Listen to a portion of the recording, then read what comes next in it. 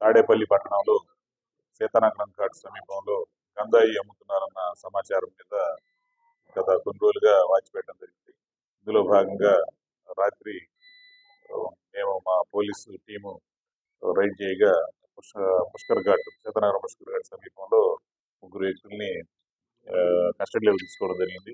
వాళ్ళు బండిరెడ్డి నందు, బండిరెడ్డి అఖిల్, అవధూతల భార్గవ్ ముగ్గురు వ్యక్తులను కూడా అదుపులోకి తీసుకోవడం జరిగింది. వాళ్ళ అధీనంలో నుంచి గంజాయి సుమారు కేజీ 600 గ్రాములు గంజాయిని స్వాధీనం చేసుకోవడం జరిగింది.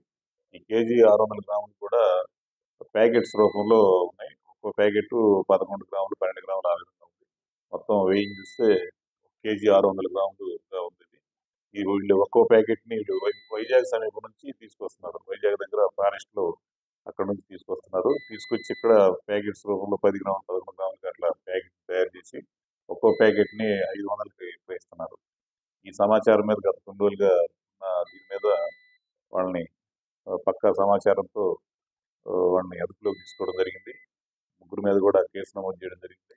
ఈరోజు కోర్టులో హాజరుపరుస్తాము.